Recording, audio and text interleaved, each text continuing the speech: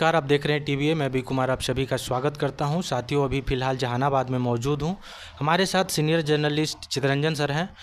अभी वर्तमान में जो हाई कोर्ट के द्वारा जो 65% आरक्षण का जो मामला था वो रद्द कर दिया गया, इसके बारे में हम सर से जानेंगे।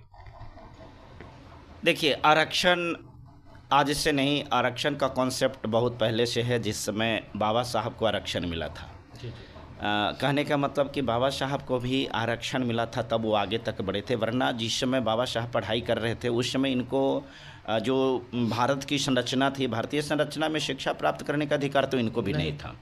लेकिन छत्रपति साहू जी महाराज को कहिए या और जो भी लोग थे जिनकी मदद किए, उनके बदौलत बाबा साहब आज उस मुकाम पर पहुंच करके, और चूँकि उन्होंने एहसास किया था कि जिन लोगों को 5000 वर्षों से आगे बढ़ने नहीं दिया गया, उनको रास्ता रोक दिया गया, उनको कह सकते हैं कि आगे बढ़ने पर बैन लगा दिया कि आपको शिक्षा प्राप्त नहीं करना है, कुर्सी पर नहीं बैठना है, आपको धन संपत्ति नहीं रखना है, आपको बढ़िया भाषा नहीं बोलना है, बढ़िया वस्त्र नहीं पहनना है, बढ़िया चेहरा नहीं बनाना है, सिर उठा करके बात नहीं करना है, कमर में झाड़ू और गर्दन में हांडी जिनकी टंग गई हो, उस व्यक्ति को अगर आज के डेट में या बिना आरक्षण के कहा जाए कि इक्वली दौड़ो, कैसे हो सकता है? इस चीज़ को आप ऐसे समझ सकते हैं कि एक व्यक्ति को आप पैर बांध दीजिए और एक व्यक्ति को स्वतंत्र रखिए और कहिए कि कंपटीशन में दौड़ना है, तो आप बताइए तो कौन जीतेगा?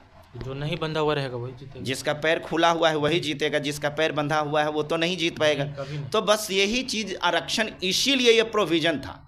आरक्षण इसीलिए प्रोविज़न था कि आरक्षण का कॉन्सेप्ट था कि ठीक है, आपने ये व्यवस्था बनाया था कि मान लेते हैं कि इतना देर तक आपने दौड़ाया, तो दौड़ाया 1 घंटा का रनिंग हुआ, तो 1 घंटा के रनिंग में जिसका पैर बंधा हुआ था वो मुश्किल से 10 फीट भी नहीं बढ़ा, और जिसका पैर नहीं बंधा हुआ था तो वो 10 किलोमीटर चला गया। तो अब कॉन्स्टिट्यूशन में चूंकि समानता का अधिकार दिया गया, तो उसमें यही बताया गया कि जिसका पैर बंधा हुआ था तो उसको पैर को खोला जाए, और खोलने के बाद क्या करेगा कि अब देखिए, इसमें भी संविधान में भी कहाँ से बेईमानी हुई है सो आप समझिएगा। 10 किलोमीटर बढ़ा हुआ आदमी है और आप सिर्फ 5 मीटर बढ़े हैं, और तब बाबा साहब ने ये प्रोविजन दिया कि नहीं, इसका भी पैर खोलिए, इसको भी आरक्षण दीजिए कि नहीं, अब इसको पैर को खोलना यही आरक्षण है कि नहीं, इसके साथ में ये भी दौड़ेगा, है ना, ये भी दौड़ेगा।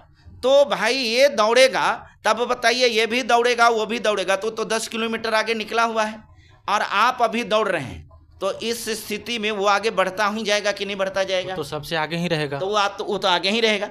आज की संरचना ऐसी है कि नहीं है? बिल्कुल, आज भी वो आगे ही आगे है, सब जगह वही भरे पड़ा तो है। आरक्षण के नाम पर तो खाली आपके पैर में जो बेड़ी लगी थी उसको खोल दिया गया है कि नहीं है? बिल्कुल बिल्कुल। तो इस आरक्षण से बहुत सारे लोगों को पेट में दर्द इसलिए होता है कि भाई इसके पैर में हमने बेड़ियां लगा दिया था, बाबा साहब ने इसको खोल क्यों दिया?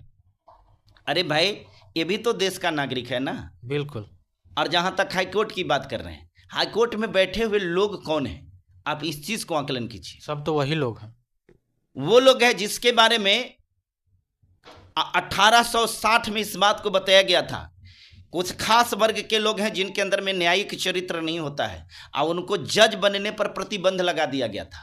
ठीक है, तो जिसको इस बात को कह करके अंग्रेजों ने प्रतिबंध लगा दिया था कि इनके अंदर में न्यायिक चरित्र नहीं होता है, तो इनके अंदर में न्यायिक चरित्र डेवलप कैसे हो गया? आवाज उस कुर्सी पर सारे लोग वही हैं जो नहीं चाहता कि यहाँ के दलित, यहाँ के गरीब गुरबा जो है इस प्रकार से आगे बढ़े, नहीं चाहता कि पैरों की बेड़ियां इसको खुले और हमारे बच्चों के साथ ये रेस करे, ये नहीं चाहता है। और वही लोग जो कोर्ट में जज के कुर्सी पर बैठा है, इस प्रकार के मानसिकता वाले लोग, वही इसका विरोध कर रहे हैं। और खास करके अगर ये विरोध कर रहे हैं तो ठीक है, इसका विरोध किए तो 10% जो आरक्षण स्वर्णों को मिला, तो उस समय ये कहाँ थे? उस समय तो बहुत जल्दी आनंद फानन में समझिए कि लोगों को आरक्षण दे दिया गया। तो वही तो बता रहे हैं कि आप दौड़ने वाले लोगों को भी, जो दौड़ करके 10 किलोमीटर आगे निकल गया है, उसके लिए भी रिजर्वेशन दिया, और क्या कहा कि नहीं, अब इसको क्या है ना कि ऐसे पैदले दौड़ रहा है ना तो थोड़ा कम दौड़ रहा है, इसको स्कॉर्पियो पर बैठा दो। अरे आरक्षण देने का मतलब यही है ना कि इसको और तीव्र गति से बढ़ाओ। क्योंकि जो लोग दौड़ रहा है वो तो दौड़ ही रहा है, ओकरा में से कुछ गरीब है, आर्थिक कमजोर लोग है, उसको भी भाई बढ़ाना है, तो एक ऐसा दे दो कि वो आगे बढ़ जाए। लेकिन ये जो गरीब जिसके पैर में बेड़ी लगा दिए थे, उसको क्या किया? उसके लिए तो कुछ नहीं किया, कुछ नहीं किया ना। तो आरक्षण जरूरी है। आरक्षण कब नहीं होना चाहिए था? जब आप शुरू से समानता का अधिकार दे दिए होते। शुरू से ही जो रेस करा रहे थे, उस रेस में इन दलितों के, गरीबों को, वंचितों के पैर में बेड़ी नहीं डाले होते और आप दौड़ाते। आज लोग कहता है ना, बहुत सारे लोग बोलते हैं क्या कि ये फॉरवर्ड क्लास के लोग या जनरल कैटेगरी के लोग जो हैं वो ये शेड्यूल कास्ट वाले, आरक्षण वाले की वजह से उनको नौकरी नहीं मिल रही है। अरे भाई देखिए कितने बेईमान लोग हैं, बेईमान लोगों की कमी नहीं है।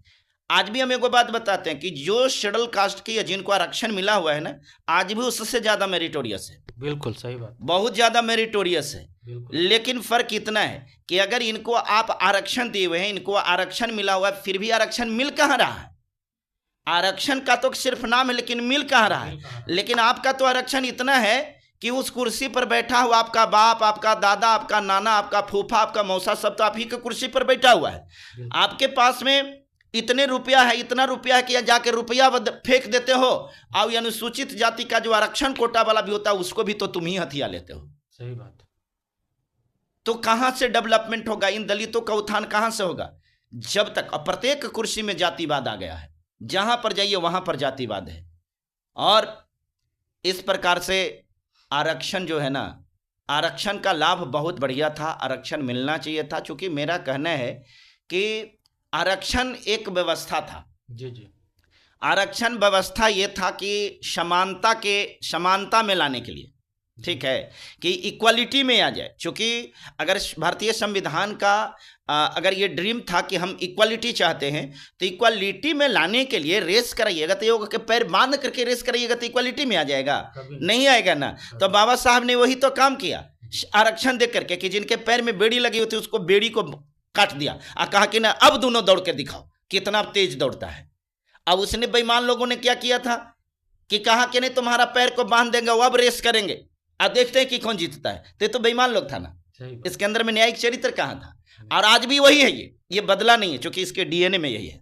आज भी 150-200 घरों में ही समझ लीजिए कि जज का जो कुर्सी है सिमट के रह गया है। तो बताए ना कि सिमट करके क्यों नहीं रह जाएगा? अब आप आज बताइए, बढ़ने का मौका सरकार ने दिया था कि 65% इनको रिजर्वेशन जो है हम पॉलिटिकली रिजर्वेशन देंगे। तो पॉलिटिकली रिजर्वेशन अगर 65% अगर मिल जाता जातिगत आधार, जनगणना के आधार पर, तब होता क्या, इनका डेवलपमेंट ज़्यादा हो जाता। तो कुर्सी पर जो बैठा हुआ है ना, उस न्यायिक कुर्सी पर बैठा हुआ जो जातिवादी कीड़ा काटा हुआ जो न्यायाधीश है, वो क्या करेगा? बढ़ने देगा आपको? नहीं बढ़ने देगा। तो जब तक आप सत्ता में नहीं जाइएगा ना, तब तक इनके गिरेवान पर जब आपका हाथ नहीं पहुंचेगा, तब तक आप इनको कुछ नहीं कर सकते हैं। जबकि इसके लिए लड़ाई तो नीतीश कुमार जी ही लड़े थे, और अभी हाईकोर्ट के द्वारा जो 65% आरक्षण समाप्त किया गया, तो इनका एक शब्द भी मीडिया में नहीं आता है, ट्विटर के जरिए नहीं बोल पाते हैं।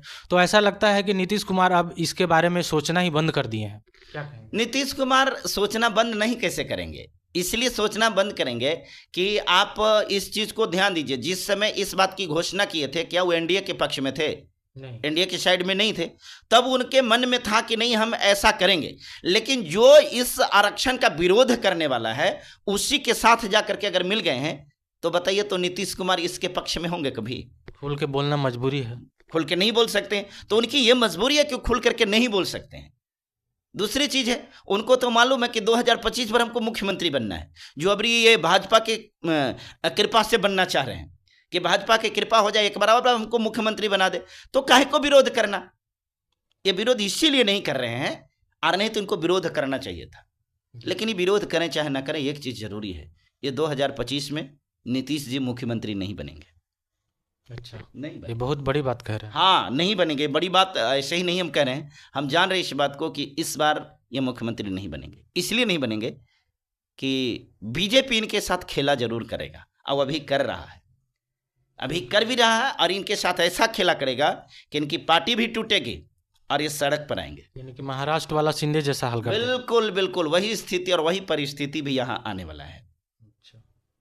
अच्छा, एक चीज़ और बताइए सर, जैसे जो सत्ता में लोग हैं, क्या ऐसा नहीं लगता है आपको कि उनके इशारों पे आज के डेट में न्यायपालिका काम करती है? 100% इसमें भी कहाँ दो राय है। क्योंकि ये जो 65% वाला मैटर है, ये हाई कोर्ट में लोकसभा चुनाव के पहले ही मतलब पूरा तैयार हो गया था, लेकिन ये कब घोषणा हुआ? चुनाव खत्म होने के बाद में। तो इस वजह से हम आपसे पूछ रहे हैं। देखिए, निश्चित तौर पर एक चीज़ को आप समझिए, कानून कौन बनाती है? तो सही बात, विधायिका बनाती है ना। तो केंद्र सरकार की जो विधायिका है तो केंद्र सरकार के लिए बनाती है, और स्टेट गवर्नमेंट की जो विधायिका है वहाँ स्टेट गवर्नमेंट में बनाती है। तो जज का चुनाव कैसे होगा, सॉरी जज का अपॉइंटमेंट कैसे होगी, इसके लिए कानून कौन बनाएगा? तो कॉलेजियम सिस्टम से आता है। कॉलेजियम सिस्टम, तो कॉलेजियम सिस्टम है क्या? और अभी आपने जाना, अभी तो कॉलेजियम सिस्टम अब ना लागू किया गया है, इसके बिफोर में क्या था? पहले तो था, मेरिट पे आता था, मेरिट बेस पर था ना। तो मेरिट बेस पर था, और इधर जो गरीब लोग हैं जिसके पास में शिक्षा को इतना महंगा कर दिए, इतना महंगा कर दिए कि गरीब आदमी कोई इसकी पढ़ाई नहीं करेगा, तो जज बनेगा कभी नहीं। तो इस प्रकार से तो जानबूझ करके आप उसको कुर्सी पर जाने से रोक दिए ना। एक साधारण रूप से लोग जो था ना, वो टीचर बनने का कोशिश करता था कि बीएड 2 साल के था आदमी बीएड कर लेता था, अब मालूम है 4 साल का बीएड हुआ है। जी। अब बताइए, तो कोई मास्टर भी बनेगा?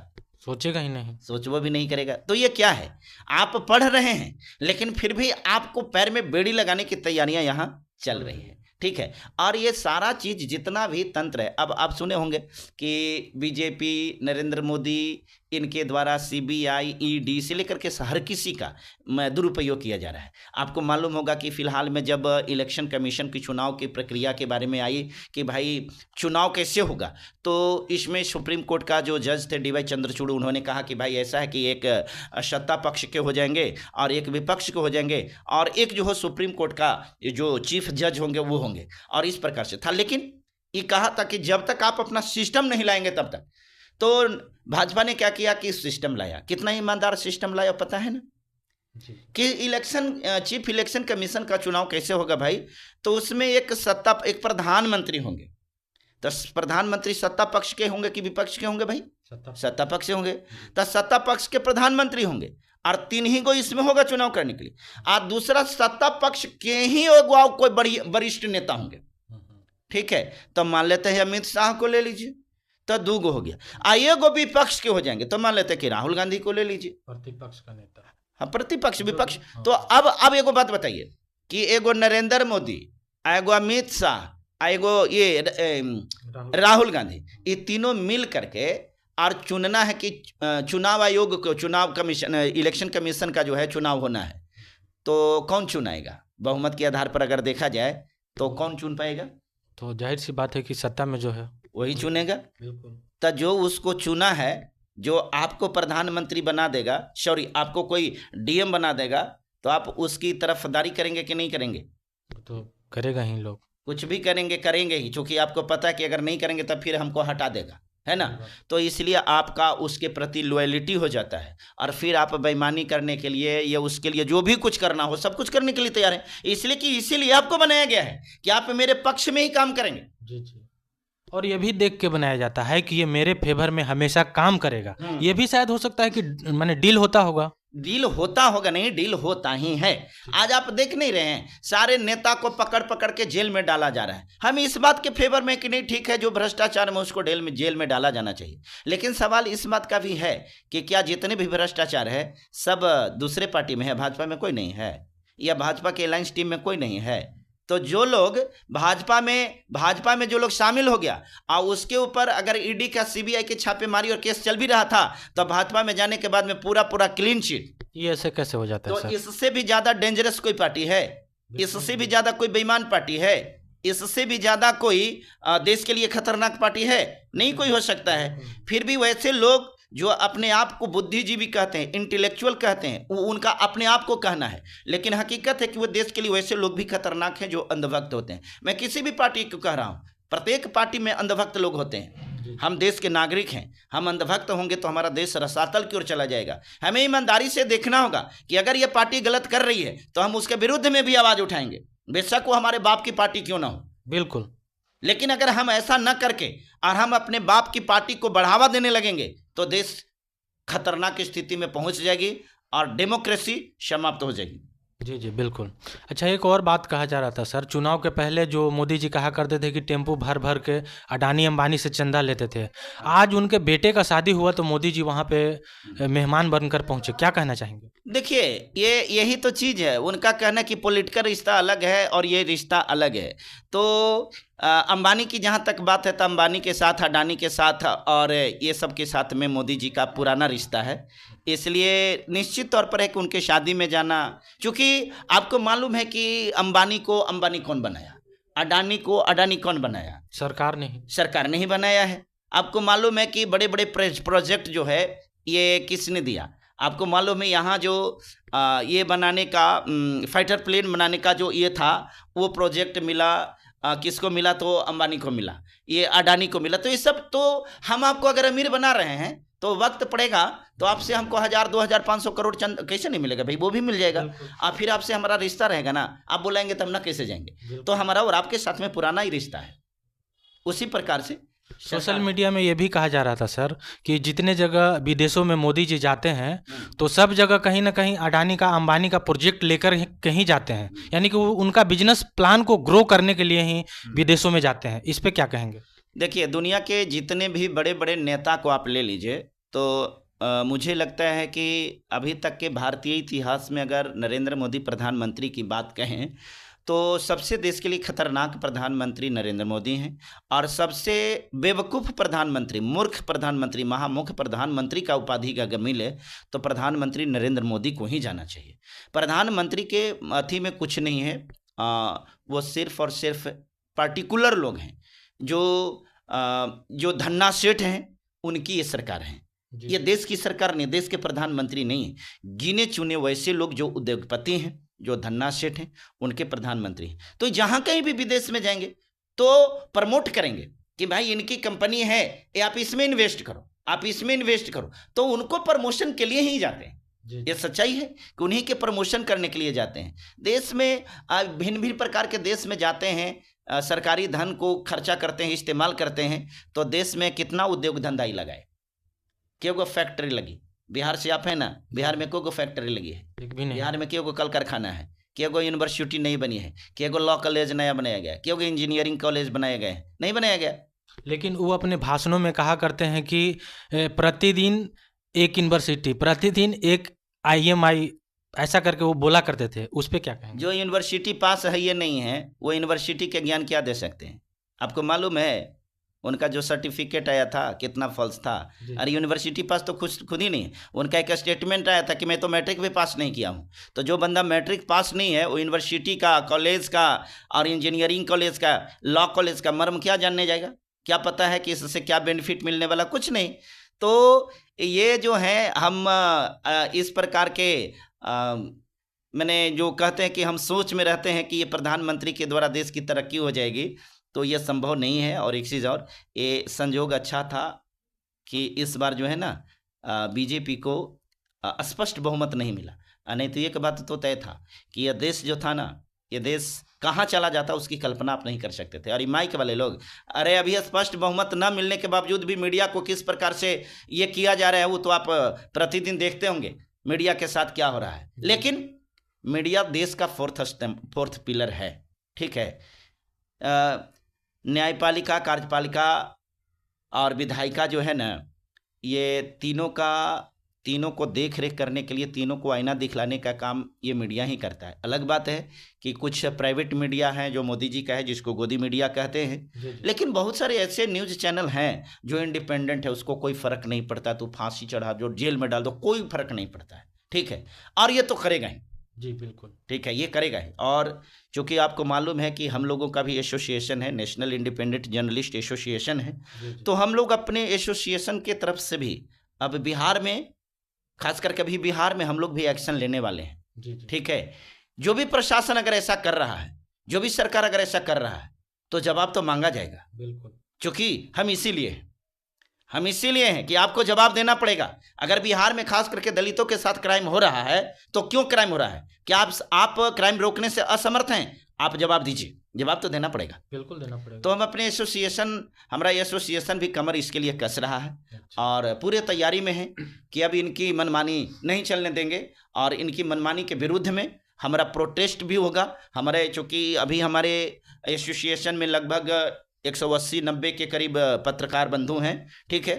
तो जरूरत पड़ेगा तो हम लोग भी सरकार को घेरेंगे, हम लोग भी सड़क पर उतरेंगे। कम से कम लोग ये भी तो जाने कि जो पत्रकार प्रोटेस्ट करने वाले पॉलिटिकल पार्टी को जाकर के न्यूज कवर करता था, आवाज के विरोध, आज यही लोग हैं जो पत्रकार अब सड़क पर उतर रहा है। ये है देश का हाल। तो सरकार को ये भी तो दिखाना पड़ेगा ना। तो इसकी तैयारी भी हो रही। अच्छा, हम लोग ये तैयारी कर रहे हैं। जी जी।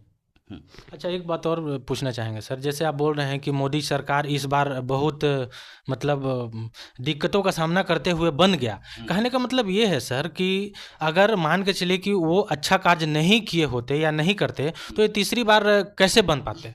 आखिर ये बनते कैसे हैं? इतना घटिया काम करते हैं या कुछ भी नहीं करते हैं तो फिर बन कैसे जाते हैं सत्ता में? देखिए, चोर को एग्जाम्पल में अगर ले लीजिए तो चोर का पेशा है चोरी करना। बिल्कुल। तो जिस प्रकार से एक विद्यार्थी जो होता है वो अपना रणनीति बनाता है कि हम कम पढ़े लिखे हुए बिना ज़्यादा मेहनत किए हुए ज़्यादा अंक कैसे लाएंगे, तो एक रणनीति बनाता है। वो ट्रिक बनाएगा, तुक्का मारने का प्रयास करेगा। वो पढ़ने की कोशिश नहीं करेगा, वो तुक्का मारने का फेरा में ज़्यादा रहेगा कि कैसे तुक्का मारेंगे कि ज़्यादा से ज़्यादा अंक आ जाए। जैसे कहा जाता है कि चाणक्य अभी अमित शाह को बोला जाता है, तो उनका दिमाग यही सब तुक्का मारने में जाता है क्या? बस ये पॉलिटिकल पार्टी भाजपा का यही काम होता है, क्योंकि उसको मालूम है कि हम तरक्की नहीं दे सकते, हम डेवलपमेंट नहीं दे सकते। तो इसका एक टीम है जो बजाबते इसी पर खाली फोकस करता है कि हम सत्ता में कैसे बने रह सकते हैं, साम दाम दंड भेद। अब आपको पता है, उसको मालूम था कि विपक्षी एकता इंडिया गठबंधन जो है ये हमको शिकस्त देने वाला है। तो क्या किया, कांग्रेस पार्टी के अकाउंट को फ्रीज करा दिया। अरे भैया, 100 साल पुराना केस को आज आप जाकर के एक्टिवेट करवाने चले हैं, कहाँ थे उस समय से? हम मानते हैं कि ठीक है बहुत बड़ा भ्रष्टाचार किया था, तो उस समय से कंबल ओढ़ करके सो गए थे? सही बात है, समय रहते कार्रवाई करना चाहिए था। दूसरा देखिए, राहुल गांधी को आपको मालूम है कि पार्लियामेंट से उनको आउट कर दिया गया। उससे बड़े बड़े अपराध करने वाले जो थे इनके गोद में बैठे हुए हैं, उनके प्रति कोई एक्शन नहीं, लेकिन इनके प्रति एक्शन लिया गया। विपक्ष में जो भी इंडिया गठबंधन में थे वो सबको डराया गया है ना। ये अरविंद केजरीवाल को जेल भेजा गया, हेमंत सोरेन को जेल भेजा गया, तेजस्वी यादव को भी डराया गया। काहे को कि तू डर जाओ और ये लाइंस में ना रहो, नहीं रहेगा तो हमको इसको तो ऐसे हम समझ लेंगे। तो ये भी एक उसका रणनीति था कि कैसे इन लोगों को डरा करके और हम सत्ता में बने रहेंगे। और कुछ हद तक फायदा इसका मिला, ठीक है। सीबीआई को भेज करके, ईडी को भेज करके ये सब तो करवे किया। अब बाकी जो कोर कसर हुआ वो अपना इलेक्शन कमीशन है ना, मैंने ईवीएम से भी कुछ काम हुआ है। हम एगो बात बताते हैं कि 100 में 99 आदमी कह रहा है कि नहीं ईवीएम नहीं चाहिए।